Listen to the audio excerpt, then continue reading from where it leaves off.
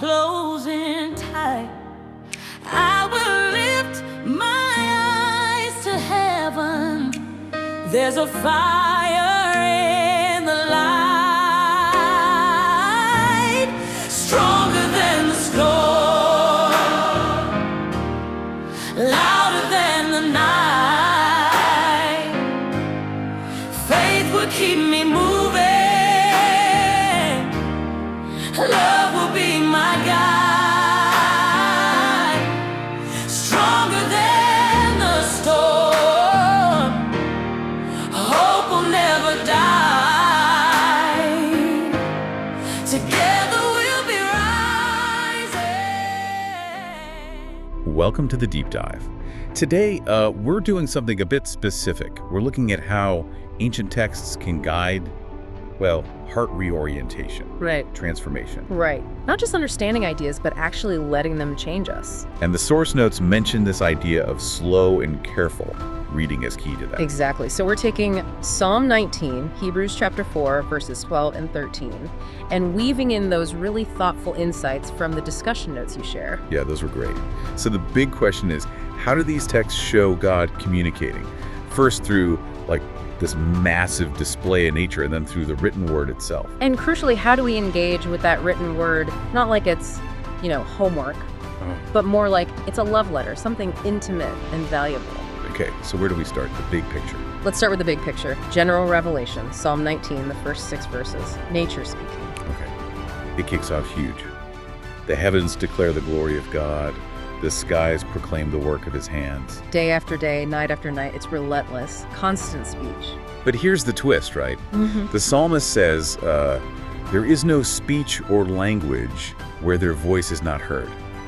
Oh wait, no, there is no actual speech or word, nor is its voice literally heard. Right. That's the paradox. It's speaking, but not with words we recognize. It's a universal language. Its voice echoes throughout the earth. So it doesn't matter what language you speak or if you can even read. Exactly. It transcends all that. It's an inherent witness. Think about David, maybe as a young shepherd. Yeah, the notes mention someone imagining him out there looking up at the stars. And just feeling this deep, almost romantic connection to God, just through observation.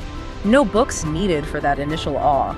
That makes sense. That's general revelation. It hits you viscerally. And David gets specific. He doesn't just say nature is amazing. He zooms in on the sun. Oh yeah, the sun imagery. It's like a bridegroom coming out of his chamber. Yeah. Feels so joyful, so anticipated. And then like a strong man running its course with joy.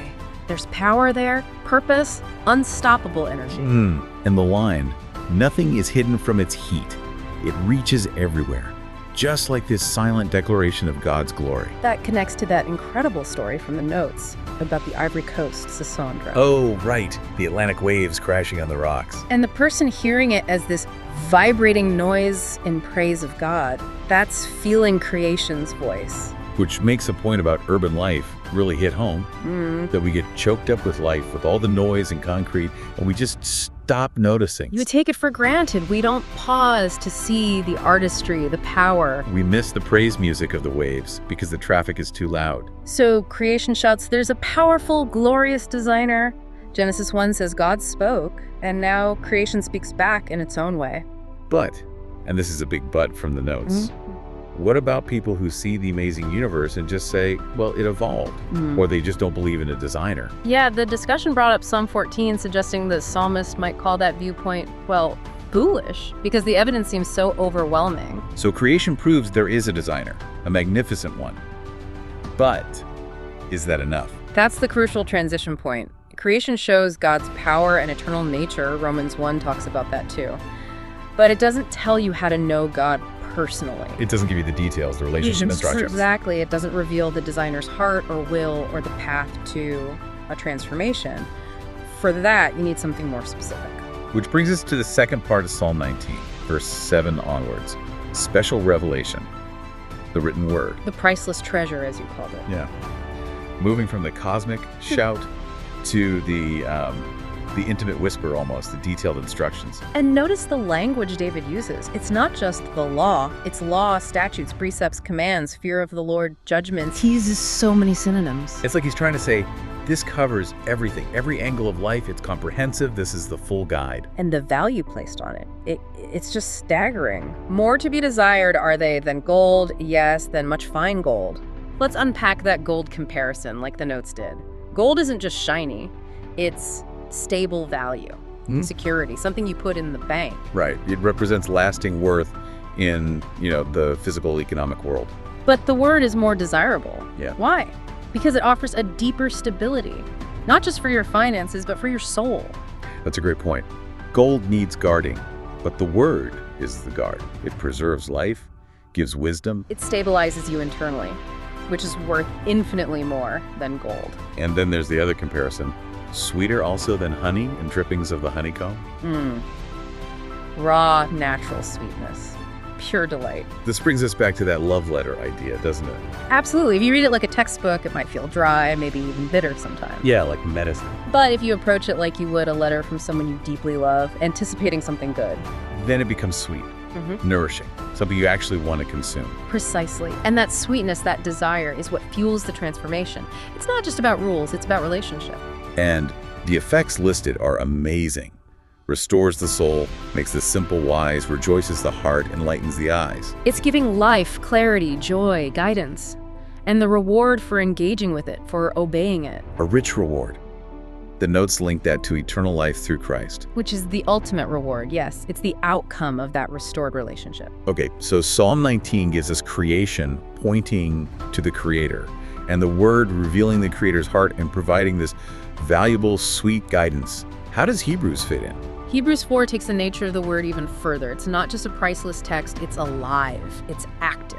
The dynamic instrument, verse 12.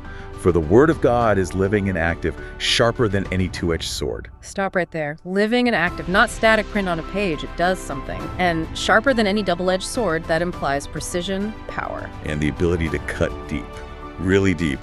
It says it pierces even to the division of soul and of spirit, of joints and of marrow. Wow. Okay, let's try to wrap our heads around that. Soul and spirit, joints and marrow. These are metaphors for the deepest parts of us. Soul might be like our personality, emotions, will, the conscious stuff. Often seen that way, yes. And spirit, maybe that deeper core, the part designed to connect with God. The word gets between those. So it can show you the difference between, say, why you feel angry, soul, and the underlying pride or fear, spirit that's driving it. That's a good way to think about it. And joints and marrow. Joints are about movement, connection. Marrow is the hidden source, deep inside the bone. So it gets to the source of our actions, the hidden motivations. Exactly. It judges the thoughts and intentions of the heart, the stuff we might not even admit to ourselves. That sounds uncomfortable. Necessary maybe, but not fun. Which is why the doctor analogy from the notes was so perfect. Right, going to the doctor. You feel vulnerable, exposed. But the diagnosis, even if it's tough to hear, is what leads to healing. The word shows us exactly those areas we need to work on. It cuts away all kinds of undesirable diseases in the soul, as the participant put it. It's diagnostic and surgical, and ultimately for healing and transformation. The participants mentioned it, helping them learn to forgive or avoid those presumptuous sins Psalm 19 talks about. Let's linger on presumptuous sins for a second. Psalm 19 asks God to keep the psalmist from them. These aren't just mistakes. They're more deliberate, willful. Yeah, flagrant sins. Doing something when you know it's wrong. Choosing rebellion. The word, being so sharp, exposes that intention before it maybe even becomes action. It cuts off the rebellion at the root. That's powerful. It is. And it leads right into the final verse there in Hebrews 13. And no creature is hidden from his sight, but all are naked and exposed to the eyes of him to whom we must give account. Whoa. So the sharp word operates under the gaze of an all-seeing God. There's no hiding. The vulnerability is total. You receive this incredibly valuable, sweet love letter, Psalm 19. Delivered by a divine surgeon who sees everything, Hebrews 4. That's the synthesis. Creation demands awe. Look at the designer. The word demands careful engagement. Listen to the designer. Let his words transform you. One reveals that God is glorious. The other reveals how to relate to that God and be changed. And the immense value of the word, going back to Psalm 19, is that it protects us from hidden faults we don't see and from those presumptuous sins we're tempted towards. It offers the stability gold can't buy and the specific path the stars can't show. It's the difference maybe between admiring a beautiful palace from afar. And being invited into the king's private study for a personal conversation. Exactly. Distant awe versus intimate access and life-changing instruction. So we've seen the heavens speak silently, powerfully, and the word speak sharply, actively. The goal is transformation, to let that word become truly living and active in us. Which means we have to let it do its work, even the uncomfortable work, the cutting. So here's the final thought for you listening. If the word really is this sharp diagnostic instrument, piercing down to our deepest motives, what's maybe the one hidden area, the one uncomfortable truth about your own heart, it's exposed recently. And acknowledging that might feel scary. But how does the promise of the rich reward from Psalm 19, that restored life, that ultimate connection, give you the courage to face it? What specific, maybe small action can you take today to allow that divine sword to do its necessary healing work? Hope will never die. Together we'll be rising,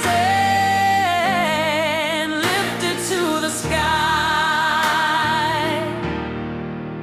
Every mountain, every valley, every tear that's in my